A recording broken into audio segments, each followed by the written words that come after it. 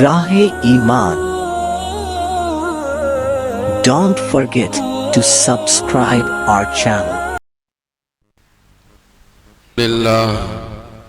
الحمد لله نحمده ونستعينه ونستغفره ونؤمن به ونتوكل عليه ونعوذ بالله من شرور أنفسنا ومن سيئات أعمالنا ونعوذ بالله من شرور أنفسنا ومن سيئات أعمالنا ونعوذ بالله من شرور أنفسنا ومن سيئات أعمالنا من يهده الله فلا مضل له ومن يضلل فلا هادي له ونشهد أن لا إله إلا الله وحده لا شريك له ونشهد أن سيدنا ونبينا وشفيعنا ومولانا محمدا عبده ورسوله صلى الله عليه وعلى آله وأصحابه وبارك وسلم تسليما كثيرا كثيرا. أما بعد فأعوذ بالله من الشيطان الرجيم. بسم الله الرحمن الرحيم. قل يا عبادي الذين أسرفوا على أنفسهم لا تقنطوا من رحمة الله إن الله يغفر الذنوب جميعا إنه هو الغفور الرحيم. صدق الله العظيم. اللهم صل على سيدنا مولانا محمد وعلى آل سيدنا مولانا محمد وبارك وسلم. اللهم صل على سيدنا مولانا محمد وعلى آل سيدنا مولانا محمد وبارك وسلم. اللهم صل على سيدنا مولانا محمد وعلى آل سيدنا مولانا محمد وبارك وسلم. بزرگان محترم، عزیزان گرامی، دوستو اور عزیز ساتھیو،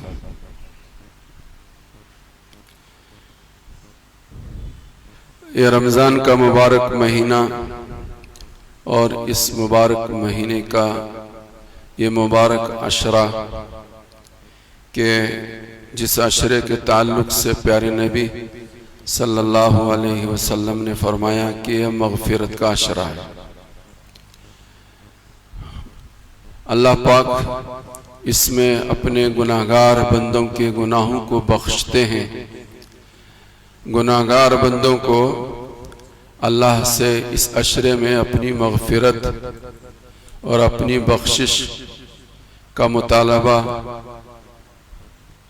خوب کرتے رہنا چاہیے. اللہ نے مجھے اور آپ کو یہ انعام دیا ہے. انسان ہیں، بشر ہیں، فرشتے تو ہیں نہیں.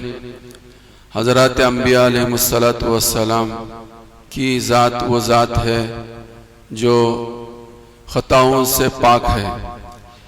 انبیاء علیہ السلام کے بعد جتنے انسان دنیا میں آئے ہیں اور آئیں گے وہ سب کے سب ان سے چوک بھول گناہ صغیرہ کبیرہ ہوتے رہتے ہیں. اسی کو بشر کہتے ہیں. تو ہم سب جو ہیں جانے انجانے میں ہم سے گناہ ہوتے رہے. نفس کے تقاضے کی وجہ سے، شیطان کے بہکاوی کی وجہ سے، ماحول سے متاثر ہو کر انسان سے گناہ ہوتے رہتے ہیں. تو یہ مبارک مہینہ اور مبارک مہینے کا یہ مبارک عشرہ اللہ نے اسی لیے دیا ہے کہ ہم سب اپنے گناہوں کی معافی اللہ کے دربار میں مانگ کر، دعا کر کے اور توبہ کر کے. حدیث پاک کے اندر آتا ہے التائب من الذنب کمن لا ذنب لہ. گناہوں سے توبہ کرنے والا ایسا ہے جیسا کہ اس نے گناہ کیا ہی نہیں. گناہ سے توبہ کرنے والا ایسا ہے جیسا کہ اس نے کوئی گناہ کیا ہی نہیں. یہ حضرت محمد رسول اللہ صلی اللہ علیہ وسلم نے فرمایا. یہ اور مشہور حدیث ہے، بار بار آپ نے یہ حدیث سن رکھی ہے. اللہ مجھے بھی اور آپ کو بھی قرآن میں بھی کئی جگہ پر اس کی تعلیم اور اس کی ہدایت اور اس کی ترغیب دی گئی ہے کہ اپنے گناہوں کو یاد کرنا اور خدا کے سامنے رو دھو کر اس کی معافی مانگنا، یہ انسان کی بہت بڑی خوبی ہے، انسان کی بہت بڑی خوبی ہے۔ گناہ نہ ہونا یہ کمال نہیں ہے، گناہ ہونے کے بعد جو ہے اللہ سے معافی مانگ لینا یہ کمال ہے، یہ بہت بڑی چیز ہے، بڑی عبادت ہے اور اللہ کو یہ بہت پسند ہے، بہت پسند ہے۔ انسان کا خدا کے سامنے رونا خدا کو بہت پسند ہے، یہ انسان کی خوبی ہے، رونا انسان کی خوبی ہے۔ تو اللہ کو یہ بہت زیادہ پسند ہے۔ تو یہ مغفرت کا عشرہ جو ہے یہ بہت ہی اہم عشرہ ہے۔ حدیث پاک کی روشنی میں علماء نے یہ بات لکھی ہے کہ ایمان نام ہی ہے دو چیزوں کا، الایمان بین الخوف والرجاء، الایمان بین الخوف والرجاء، ایمان نام ہے اللہ سے ڈرنے کا اور اللہ سے امید کے باندھنے کا۔ اپنے گناہوں پر گرفت ہوگی اس کا ڈر اور اس کا خوف بھی ہو، اور گناہوں کے ہونے پر معافی مانگنے پر معافی ملے گی اس کی امید بھی ہو۔ یہ دونوں کے بیچ کی کیفیت کا نام ایمان ہے۔ جو بندہ خدا کی گرفت سے اور پکڑ سے بے خوف ہو جائے، نڈر ہو جائے، فرمایا کہ یہ بہت بری چیز ہے، اور یہ چیز، یہ صفت جو انسان کو شیطان بنا دیتی ہے۔ آدمی گناہ کرتا ہے اور گناہ کر کے بھی بے خوف ہو جائے، نڈر ہو جائے، بے باک ہو جائے، جری ہو جائے، یہ انسان کو شیطان بنانے والی چیز ہے، یہ اچھی چیز نہیں ہے۔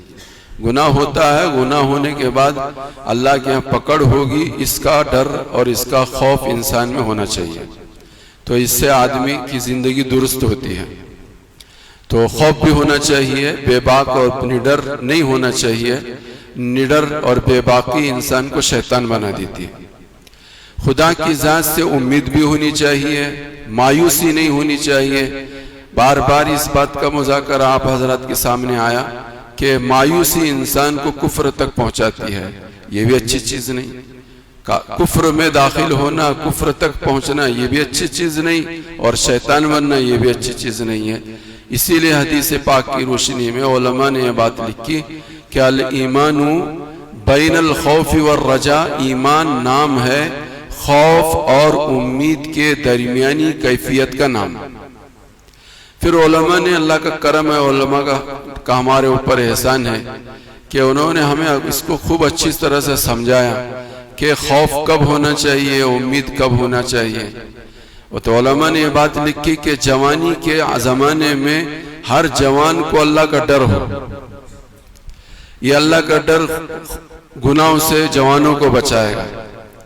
جوانوں کے دل کے اندر اللہ کا ڈر اور خوف زیادہ ہونی چاہیے امید کے مقابلے میں، اور بڑھاپے کے زمانے میں اللہ کا خوف کے مقابلے میں اللہ سے امید زیادہ ہونی چاہیے۔ آدمی جب بوڑھا ہو جاتا ہے تو خوف کے مقابلے میں اس کے دل میں امید زیادہ ہو۔ اسی طرح سے علماء نے فرمایا کہ صحت کے زمانے میں اللہ کا ڈر اور خوف زیادہ ہو، صحت کے زمانے میں اللہ کا ڈر اور اللہ کا خوف زیادہ ہو، اور بیماری کے زمانے میں اللہ سے امید بہت ہو کہ اللہ میری اس بیماریوں میں میرے گناہوں کو معاف کریں گے، جنت میں درجات کو بلند فرمائیں گے، اپنی رضا دیں گے، اپنی محبت دیں گے، اپنا قرب دیں گے، اپنی معرفت دیں گے۔ تو بیماری کے زمانے میں اللہ کی امید زیادہ ہو، اور صحت کے زمانے میں اللہ کا ڈر زیادہ ہو، اور جوانی کے زمانے میں اللہ کا، جوانوں کے دل میں اللہ کا ڈر خوف زیادہ ہو، اور بڑھاپے کے زمانے میں اللہ کی سے امید بہت زیادہ ہو۔ اور موت کے قریب جب آدمی پہنچتا ہے 60-70 سال کے بعد بیماریاں لاحق ہونے لگتی ہیں، اور کچھ بیماریاں بیماروں کو ایسے بھی لاحق ہوتی ہیں کہ اس بیماری میں انسان یہ سمجھتا ہے کہ میری زندگی کے آخری دن ہیں، اس بیماری سے میں صحت یاب نہیں ہوں گا، یہ بیماری ختم میری موت پر ہوگی۔ انسان کو اس کا بھی احساس ہوتا ہے. اور ایسی ہی بیماریاں ہمارے اور آپ کے لیے نعمت ہیں. اچانک بیماری، اچانک موت اچھی چیز نہیں ہے. اور یہ ایسی بیماری کہ جس بیماری میں انسان کو امید ہو صحت کی اور پھر اس بیماری میں مر جائے تو یہ بھی اچھی چیز نہیں ہے. جس بیماری میں کہ انسان کو یہ پتہ چل جائے کہ نہیں یہ میری زندگی کی آخری بیماری ہے، یہ بیماری کا خاتمہ جو ہے میری موت پر ہوگا، تو وہ آدمی اپنے آپ کو سنبھالنے کی کوشش کرتا ہے اور معافی تلافی کی کوشش کرتا ہے. بندوں سے بھی معافی مانگتا ہے، اللہ سے بھی معافی مانگتا ہے. وہ سمجھتا ہے کہ میں اب صحت یاب نہیں ہوں گا اور میرے زندگی کے آخری دن ہے. تو بہرحال علماء نے یہ بات لکھی ہے کہ جوانوں کے اندر ڈر خوف زیادہ ہونا چاہیے اور بوڑھوں کے اندر اللہ سے امید زیادہ ہونی چاہیے. اور بیماروں کے اندر اللہ سے امید زیادہ ہونی چاہیے اور صحت مند لوگوں کے اندر اللہ کا ڈر اور خوف زیادہ ہونا چاہیے.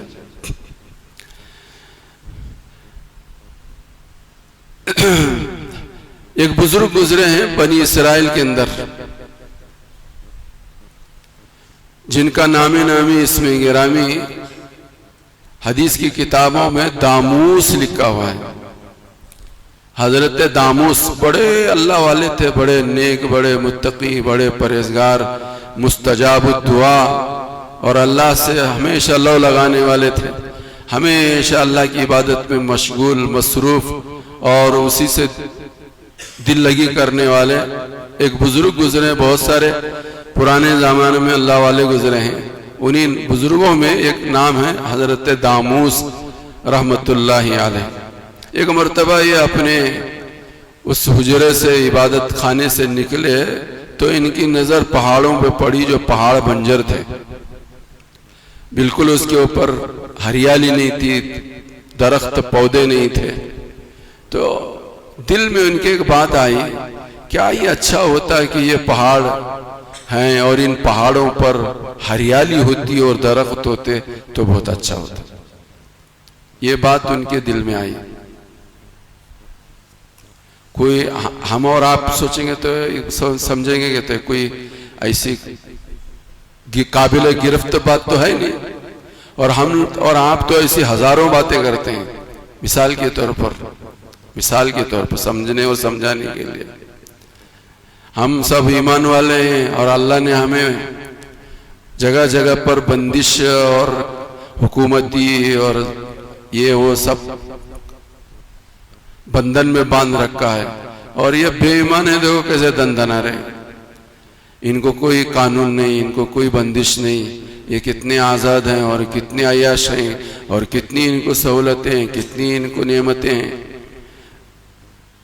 یہ سب کبھی کبھار ہمارے ذہن میں آتا ہے یہ تو ساری سہولتیں ان کو اللہ ہی نے دی ہے. ان کو اللہ نے تیری عبادت کرنے والے ہم اور سہولتیں ان کو. اس طرح کے خیالات انسان کے دل میں آتے رہتے ہیں. مالداروں کو مال دیا، یہ سخی نہیں ہے اور غریبوں کا خیال نہیں کرتے. مال تو ہمیں دینا چاہیے تھا. اللہ نے دل ہمارا بڑا دیا ہے، ہاتھ بھی لمبا کر رکھا ہے، اور دل بڑا ہونے کی وجہ سے، ہاتھ لمبا ہونے کی وجہ سے ہم خوب ادھر ادھر دیتے. یہ اللہ کا عجیب معاملہ ہے. مال دیا تو ان کو کنجوسوں کو اور ہم فقیروں کو فقیر بنا دیا. ہمیں مال دیتا تو ہم ادھر دائیں بائیں آگے پیچھے اوپر نیچے ہر طرف ہم خرچ کرتے.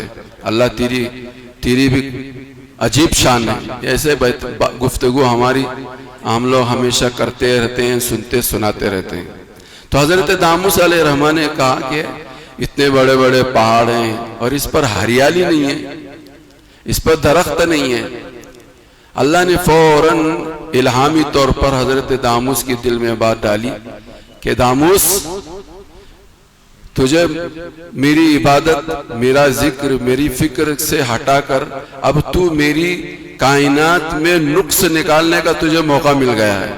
تجھے میری قدرت کے یہ کائنات میری قدرت کی یہ نشانیاں ہیں.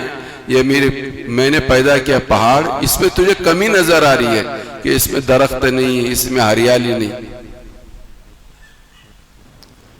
جب الہامی طور پر اللہ نے یہ بات ڈالی تو کانپ گئے حضرت داموس رحمۃ اللہ علیہ کہ اللہ کی طرف سے میری گرفت ہے، میری پکڑ ہو گئی کہ مجھے یہ کلمات نہیں کہنے چاہیے تھے. اللہ نے کیا حکمت ہے، کیا مصلحت ہے، اللہ کو معلوم. ہمیں کیا اختیار ہے کہ یہاں درخت نہیں ہے، وہاں درخت نہیں ہے، یہاں ہریالی نہیں، یہاں پانی نہیں. اللہ نے اس کو مال دیا، ہم کو نہیں دیا، اور ان کو اتنی چھوڑ دی اور ہم کو بندش میں رکھ دیا. ہمیں تمہیں کیا اختیار ہے؟ یہ خدا کی قدرت ہے، خدا کی مخلوق ہے. اللہ جس کو چاہے جو سہولت دے دے، جس کو چاہے جو مال دے دے، جس کو چاہے ہرا بنا دے، جس کو چاہے بنجر بنا دے. یہ اللہ کی مرضی ہے، اس میں رائے دینے کی ہمیں تمہیں کیا ضرورت ہے؟ تو لرز گئے، کانپ گئے، اور فوراً توبہ انہوں نے کی اور یہ طے کر لیا کہ اب جب تک اللہ کی طرف سے میری معافی کا الہامی طور پر مجھے علم نہیں ہوگا اس وقت تک میں کچھ کھاؤں گا اور پیوں گا نہیں. علماء نے یہ بات لکھی ہے کہ بندے سے کبھی کوئی گناہ سرزد ہو جائے تو اس کو جہاں توبہ کرنی چاہیے وہیں پر اپنے اوپر کوئی سزا بھی لاگو کرنی چاہیے. مثال کی نماز، میں ایک صبح کی نماز کی قضا ہونے کی وجہ سے 100 رکعت نماز پڑھوں گا، یہ میرے لیے ضروری ہے. آج میری صبح کی نماز قضا ہو گئی، آج میں 1000 روپے صدقہ کروں گا، یہ میرا.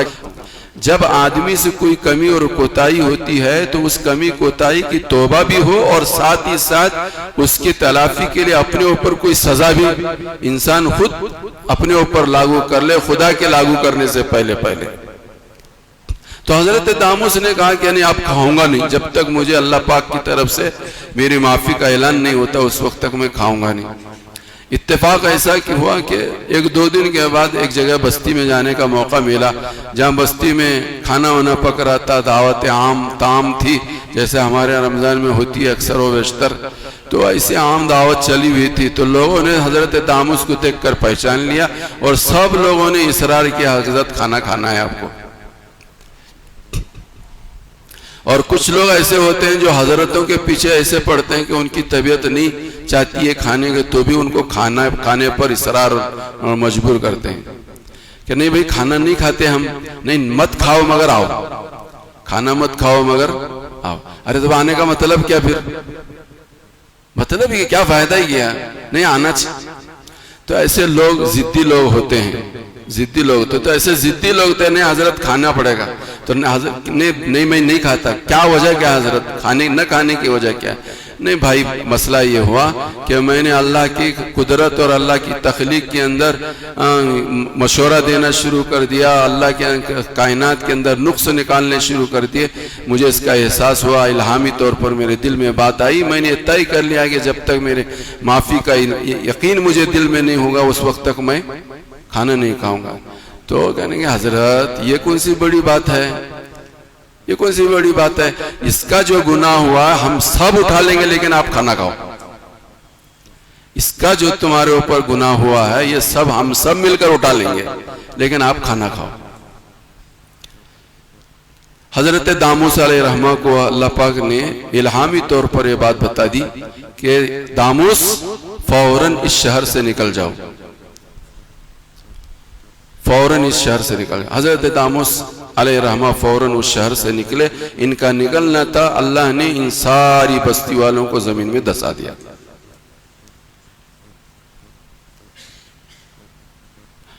ہم یہ سمجھتے ہیں کہ چھوٹا گناہ ہے، چھوٹے گناہ کو سب مل کو اٹھا لیں گے. چھوٹا کوئی چھوٹا نہیں ہے، بڑا کوئی بڑا نہیں ہے. آپ کس کی نافرمانی کر رہے ہیں؟ بڑوں کے بڑوں کی نافرمانی کر رہے ہیں. اس کے نزدیک کوئی چھوٹا اور کوئی بڑا نہیں، سب بڑے ہی بڑے ہیں. گناہ ہے تو سب بڑے ہیں، نیکیاں ہیں تو سب بڑے ہیں. تو ایک بات پر اللہ نے ان کی پکڑ فرمائی اور ان کو زمین میں دھسا دیا. اسی لیے کہتے ہیں کہ اللہ کا ڈر اور اللہ کا خوف نوجوانوں کے اندر اور صحت مند لوگوں کے اندر ہونا چاہیے کہ جس ڈر اور خوف کی وجہ سے ہماری زبان پر بھی کنٹرول ہو اور ہمارے اعمال پر بھی کنٹرول ہو، ہماری زندگی پر بھی کنٹرول ہو. کنٹرول کرنے والی چیز جو ہے وہ اللہ کا ڈر اور اللہ کا خوف ہے.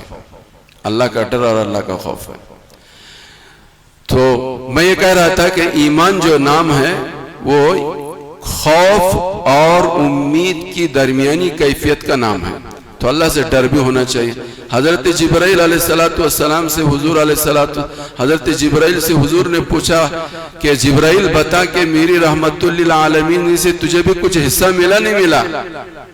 تو حضرت جبرائیل علیہ السلام نے فرمایا ہمیشہ شش و پنج میں رہتا تھا، ہمیشہ فکر مند رہتا تھا. میں نے بہت سارے بڑے بڑے اچھوں کو دیکھا کہ جن کا انجام اچھا نہیں ہوا.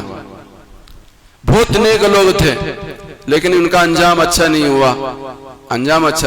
شیطان 8 لاکھ برس اللہ کی عبادت کی، فرشتوں کا سردار تھا، فرشتوں کا ذمہ دار تھا. شیطان 8 لاکھ برس تک اللہ کی عبادت کی، لیکن انجام کیا ہوا؟ ایک سجدہ نہیں کیا تو اللہ نے راندہ درگاہ کر دیا. تو سارے 8 لاکھ برس کی عبادت پر پانی پھر گیا.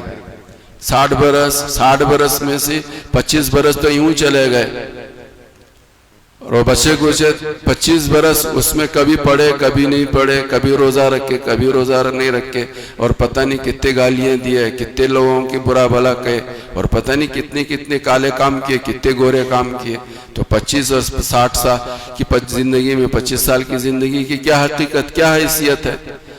8 لاکھ برس شیطان نے اللہ کی عبادت کی. ایک پل جھپکنے کے برابر بھی ان 8 سالوں کے اندر، 8 لاکھ برس کے اندر خدا کی نافرمانی نہیں کی. زمین کے اندر کوئی خطہ اور کوئی ایک بالش زمین نہیں ہے کہ جہاں پر شیطان نے سجدہ نہ کیا ہو. 7 آسمانوں پر کوئی ایسی ایک بالش جگہ نہیں ہے کہ جہاں پر شیطان نے سجدہ نہیں کیا ہو. ہر جگہ شیطان کے سجدے کے اثرات ہیں، زمین ہو کہ آسمان. تو حضرت جبرائیل نے کہا کہ میں نے بڑے بڑے لوگوں کو دیکھا، بڑے بڑے برگزیدہ لوگوں کو دیکھا، لیکن انجام اچھا نہیں ہوا. پتہ نہیں میرا بھی کیا ہوگا نہیں ہوگا. اس فکر میں، اس شج و پنج میں، اس میں ہمیشہ متفکر رہتا تھا. لیکن جب حضرت محمد رسول اللہ صلی اللہ علیہ وسلم دنیا میں تشریف لائے اور قرآن کے پیغام کو پہنچانے کا کام میرے سپرد ہوا، تو اس میں یہ پیغام اللہ نے مجھے دیا، انہو لقول رسول کریم ذی قوت عند ذی العرش مکین مطاع ثم امین. جب یہ آیت اللہ پاک نے مجھے دی اور میں نے آپ تک پہنچایا، تو اس وقت مجھے اطمینان ہوا کہ اب میرا انجام اچھا ہوگا. مجھے اب اطمینان ملا. حضرت محمد رسول اللہ کے دنیا میں تشریف لانے سے پہلے تک اور اس آیت کے پہنچانے کے، اس پیغام کے ملنے تک، حضرت جبرائیل علیہ السلام جو فرشتوں میں سب سے بڑے فرشتے، وہ بھی مطمئن نہیں تھے. میں اور آپ کی درخت کے پتے ہیں کہ گھاس کی کون سا گھاس ہے اور کون سے کھیت کی مولی ہیں، ہماری کیا حقیقت اور کیا حیثیت ہے. تو ڈر، اللہ کا ڈر تو ہونا چاہیے. لیکن دوستو اور بزرگوں، اس وقت رمضان کا مبارک مہینہ ہے. اس مبارک مہینے میں اللہ سے امید ہے ہماری خوب اونچی ہوں، خوب اچھی ہوں، خوب زیادہ امیدیں ہوں ہم سے، اور ان امیدوں کے ساتھ ہم اللہ سے اپنے گناہوں کی معافی مانگے. اللہ ضرور معاف کریں گے.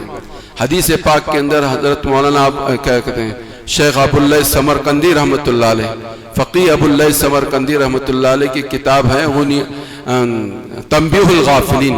اس میں ایک واقعہ لکھا ہے حضور علیہ السلام کے زمانے کا. حضرت عمر رضی اللہ تعالیٰ عنہ اپنے جگہ سے نکلے حضور کی خدمت میں پہنچنے کے لیے. راستے میں دیکھا کہ ایک جوان بہت زار و قطار رو رہا ہے. اتنا رو رہا ہے کہ اس کے رونے کو دیکھ کر حضرت عمر کا دل پسج گیا، نرم ہو گیا. پہنچے اس کی خدمت میں کہ بھئی کیا بات ہے، کیوں رو رہے ہو تم؟ کہنے گا بہت بڑا گناہ ہو گیا، بہت بڑا گناہ ہو گیا. تم حضرت محمد رسول اللہ کی خدمت میں حاضر ہو کر میرے ذریعے درخواست کرو، بخشش کی دعا کی درخواست کرو. تو حضرت عمر نے کہا کہ ٹھیک ہے چلو میرے سے. حضرت عمر بھی اس کے رونے کو دیکھ کر رونے شروع کر دیا. بعض رونے والے ایسے ہوتے ہیں وہ روتے نہیں، رلاتے ہیں. رونے والے رلاتے ہیں. اللہ ہم سب کو ایسا بنا دے. تو حضرت عمر رضی اللہ تعالیٰ عنہ وہ بھی رونے لگ گئے اور اس نوجوان سے کہا کہ میرے ساتھ چل. حضور کی خدمت میں حاضر ہوئے حضرت عمر رضی اللہ تعالیٰ عنہ اور رو رہے تھے، زار و قطار رو رہے تھے. تو حضرت حضور علیہ السلام نے پوچھا کہ عمر کیوں رو رہے ہو؟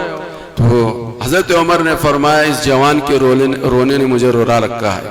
تو بات کیا ہے؟ تو کہتا ہے کہ مجھ سے بہت بڑا گناہ ہو گیا ہے اور وہ اس طرح سے رو رہا ہے. تو حضور نے فرمایا کہ اس کو اندر بلاؤ. حضور علیہ الصلوۃ والسلام کی اجازت کے ملنے پر وہ بندہ، وہ نوجوان حضور کی خدمت میں حضرت عمر کے ساتھ پہنچا تو حضرت محمد رسول اللہ صلی اللہ علیہ وسلم نے پوچھا کہ بھائی خیریت تو ہے؟ تو اس نے کہا یا رسول اللہ بہت بڑا گناہ ہو گیا مجھ سے۔ تو حضور نے فرمایا کہ اللہ کے عرش سے بڑا گناہ ہو گیا تیرا؟ تو اس بندے نے کہا یا رسول اللہ اللہ کے عرش سے میرا بڑا گناہ میرا بڑا ہے۔ اللہ اکبر، اللہ کے عرش سے میرا گناہ بڑا ہے۔ تو حضور نے فرمایا کیا اللہ کی کرسی سے بھی تیرا بڑا گناہ بڑا ہے؟ تو اس بندے نے کہا ہاں یا رسول اللہ میرا گناہ تو اللہ کی کرسی سے بھی بڑا ہے، اللہ کی کرسی سے بھی بڑا ہے۔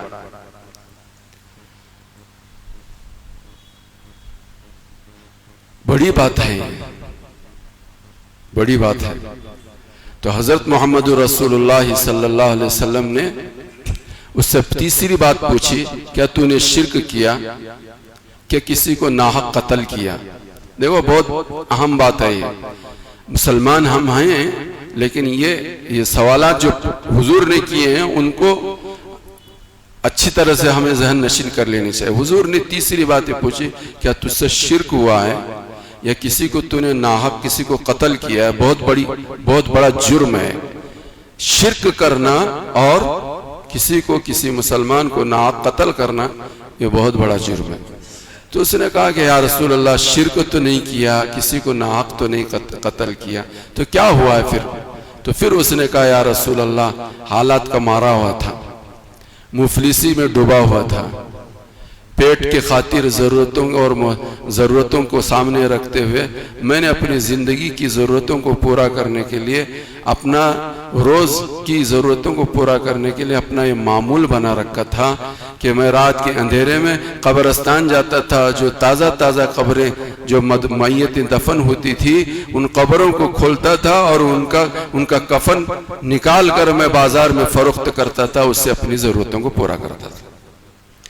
آج کے زمانے میں یہ ہم لوگوں کو یقین آئے نہ آئے، لیکن پرانا زمانہ جو ایسا زمانہ تھا کہ جس زمانے میں کھانے پینے کے لالے تھے، اب بھی ہمارے بوڑھے لوگ جو ہیں 50-60 سال کے لوگ جو ہیں ان سے پوچھو کہ 50-60 سال پہلے کھانے پینے کے کیسے لالے تھے، کپڑے لتے کے کیسے لالے تھے۔ اب تو کپڑا ہی کپڑا ہو گیا، کھانا ہی کھانا ہو گیا، اب تو کھانے نے ہم کو موت تک پہنچایا ہے۔ لیکن یہ 50-60 سال کے پہلے کی کارگزاری سنی جا سکتے، اور 100 سال 200 سال 300 سال پہلے کیسے حالات تھے؟ یقیناً ایسے حالات تھے کہ لوگ کھانے پینے کے ان کے لالے پڑے ہوئے رہتے تھے۔ تو اس نے حضور کی خدمت میں کہا یا رسول اللہ میں نے اپنی زندگی کا مشغلہ اس کو بنا رکھا تھا کہ جو تازہ میتیں دفن ہوتی تھی ان کے کفن کے کپڑے کو قبروں کو کھولتا تھا، کفن کے کپڑوں کو نکالتا تھا، بازار میں اس کو فروخت کرتا تھا اور اپنی ضرورتوں کو پورا کرتا تھا۔ اتفاق ایسا ہوا کہ ایک نوجوان بچی دفن ہوئی تھی، میں قبر کھولا اور قبر کھول کر اس کا کفن نکال لیا، لیکن شہوت میرے دل میں بھڑکی، میرے نفس نے مجھے آمادہ کیا، میں پلٹ کر پھر واپس قبر میں آیا، اس نوجوان بچے کے ساتھ میں نے اس کا ریب کیا، اور میں اس کے ساتھ اپنی ضرورتوں کو فارغ ہو کر جب آنے لگ گیا تو ایسا محسوس ہو رہا تھا کہ وہ بچی مجھ سے کہہ رہی ہے، وہ بچی نہیں کہہ رہی تھی لیکن ایسا محسوس ہو رہا تھا کہ وہ جو بچی کہہ رہی ہے کہ اللہ کے بندے تو سارے مردوں کے درمیان مجھے ننگا کر دیا، اور مجھے تو نے اس پر بات پر مجبور کر دیا کہ کل اللہ کے حضور میں حالت جنابت میں کھڑی ہو جاؤں۔ یہ جو بات میرے کانوں میں پڑی، اس کی ایک ہیبت اور اس کی ایک رعب، اس کی ایک دہشت مجھ پر ایسی طاری ہو گئی کہ میں اللہ یا رسول اللہ میں کیا بیان کروں۔ میں تو یہ سمجھ رہا ہوں کہ اللہ کا غضب میرے اوپر ایسا برس رہا ہے کہ میں بیان نہیں کر سکتا۔ حضور نے بھی یہ بات جب سنی تو فرمایا واقعی تیرا بہت بڑا گناہ ہے، واقعی تیرا بہت بڑا، ہم میں سے ایسا تو کوئی نہیں ہو سکتا، ہمیں یقین ہے ایسا تو کوئی نہیں ہو سکتا، تیرا بہت بڑا گناہ ہے۔ جب حضور نے یہ کہا کہ تیرا بہت بڑا گناہ ہے تو وہ بھی سمجھا کہ بہتر یہ ہے کہ فوراً حضور کی خدمت سامنے سے اٹھ کر باہر چلا جائے۔ وہ باہر چلا گیا کہ حضور کی زبان سے کوئی ایسا لفظ نہ نکلے کہ جس کے بعد میں مایوسی ہی میں مبتلا ہو جاؤں. اس سے بہتر یہ ہے کہ میں فوراً حضور کی خدمت سے اٹھوں اور باہر چلا جاؤں. وہ اٹھا اور باہر گیا اور ایک پہاڑ کی چوٹی پر پہنچ کر زاروں قطار اس کی آنکھوں سے آنسو چھلکتے رہے. ایک لمبے زمانے تک روتا ہی رہا. حضرت جبرائیل علیہ السلام ایک زمانے کے بعد حضور کی خدمت میں حاضر ہوئے اور اللہ کا پیغام حضور کی خدمت میں پہنچایا. اللہ آپ سے پوچھ رہے ہیں کیا ساری مخلوق کو آپ نے پیدا کیا ہے؟ تو حضور نے فرمایا مجھے بھی اور ساری مخلوق کو بھی اللہ نے پیدا کیا ہے، میں نے تو کسی کو نہیں پیدا کیا. پھر حضرت جبرائیل نے حضور سے سوال کیا کہ اللہ پاک آپ سے سوال کرتے ہیں کیا آپ مخلوق کو روزی دیتے ہیں؟ تو حضرت محمد رسول اللہ صلی اللہ علیہ وسلم نے فرمایا مجھے بھی اور ساری مخلوق کو اللہ رزق روزی دیتے ہیں، اللہ روزی دیتے ہیں. حضرت جبرائیل نے حضور سے پھر پوچھا آپ کسی کے گناہ کو معاف کرتے ہیں یا کوئی اور گناہوں کو معاف کرنے والا ہے؟ تو حضور صلی اللہ علیہ وسلم نے فرمایا مجھے اور ساری مخلوق کو معاف کرنے والا تنہا ایک اللہ ہے، اس کے علاوہ کوئی معافی نہیں کرتا. پھر حضرت جبرائیل نے حضور علیہ السلام سے فرمایا کہ اللہ پاک نے آپ کو اطلاع دی ہے کہ اس گناہگار کی زار و قطار پر، اس کی گریہ و زاری پر، اس کے رونے دھونے پر اللہ نے اس کو معاف کر دیا ہے. حضرت محمد رسول اللہ صلی اللہ علیہ وسلم نے فوراً ایک صحابی کو بلایا اور اس نوجوان کو تلاش کرا کر اس تک اس پیغام کو پہنچایا کہ اللہ نے تیری مغفرت کر دی، اللہ نے تیری مغفرت کر دی. تو میرے بھائیوں بزرگوں اور دوستو، یقیناً ہم سب گناہگار ہیں، ہم سب گناہگار ہیں. کتنے گناہ کو ہم جانتے ہیں اور کتنے گناہ ایسے ہیں جن کو ہم نہیں جانتے، ہمارا اللہ جانتا. ہم نے اس کو گناہ بھی نہیں سمجھا، لیکن اللہ کی نظر میں وہ گناہ تھا، اللہ کی نظر میں وہ گناہ تھا. لیکن پھر یہ بات قرآن کریم بھی کہتا ہے، حدیث میں بھی بہت سی جگہ ہے، قُلْ يَا عِبَادِيَ الَّذِينَ أَسْرَفُوا عَلَىٰ أَنفُسِهِمْ، جن بندوں نے اپنے اوپر گناہ کر کے ظلم کیا ہے ہرگز وہ مجھ سے مایوس نہ ہو. اللہ یہ کہتے ہیں، اور یہ کہتے ہیں میرے بندے، یہ نہیں کہتے انسانوں نہیں، میرے بندے، میرے بیٹے. جیسا ماں باپ کہتے ہیں میرے بیٹے، میرے بھائی، جس طرح سے اس کے اندر اپنائیت چھلکتی ہے، ایسے اللہ کہتے ہیں قُلْ يَا عِبَادِيَ الَّذِينَ أَسْرَفُوا عَلَىٰ أَنفُسِهِمْ لا تقنطوا من رحمت اللہ، میری رحمت سے مایوس نہ ہونا، میں تمہارے سارے گناہوں کو معاف کرنے کے لیے تیار ہوں، لیکن اس کا ایک وقت ہے اور یہ مغفرت کا اشرا اسی کے لیے ہے. اللہ مجھے بھی اور آپ کو بھی سب کو سمجھنے کی توفیق عطا فرمائے. اللہ ہم سب کو معاف نہ کرنا چاہے تو بھی آج ہم سب کو معاف کر لیں. یہ ہم سب کو اللہ سے مانگتے رہنا چاہیے. اللہ تو بہت معاف کرنے والے، بہت معاف کرنے والے، بہت. جیسا کہ ابھی واقعہ میں نے اسی لیے سنایا، حضور نے بھی یہ فرمایا تھا کہ تو نے بہت بڑا گناہ کیا ہے، لیکن وہ ایسا رونا دھونا شروع کر دیا کہ جس کے رونے دھونے پر اللہ نے ایسا بڑا جرم، اتنی بڑی بے غیرتی کی بات اور اتنی بڑی بے حیائی کی بات، لیکن اللہ نے اس کو بھی معاف کر دیا. اور صرف معاف ہی نہیں کیا، حضور کو اطلاع دی اور سوالات جوابات کرایا، حضور کو بعد میں اطلاع دی اور حضور نے صحابی کے ذریعے سے اس تک یہ بات پہنچائی. اس میں کتنی بڑی بات ہے، کتنی بڑی بات ہے، بہت بڑی بات ہے یہ. بہرحال اللہ کا کرم، اللہ کا احسان ہے کہ اللہ پاک نے ہمیں اور آپ کو رمضان کا مبارک مہینہ دیا ہے. ہم سب کے لیے ضروری ہے کہ ہم سب اپنے گناہوں سے معافی بھی مانگتے رہیں. بندہ معافی مانگتے مانگتے تھک سکتا ہے، لیکن خدا معاف کرتے ہوئے کبھی تھکتے نہیں. معافی مانگتے مانگتے بندہ تھک سکتا ہے، کتنا مانگوں میں اللہ سے، کتنا مانگوں، کتنے بار مانگوں، یہ تو ہو سکتا ہے، دل میں آ سکتا ہے، لیکن اللہ کہتے ہیں کہ میں کبھی بھی معاف کرتے کرتے کبھی نہیں تھکتا. بازا ہر آنچ ہستی بازا، گر گبرو بت پرستی بازا.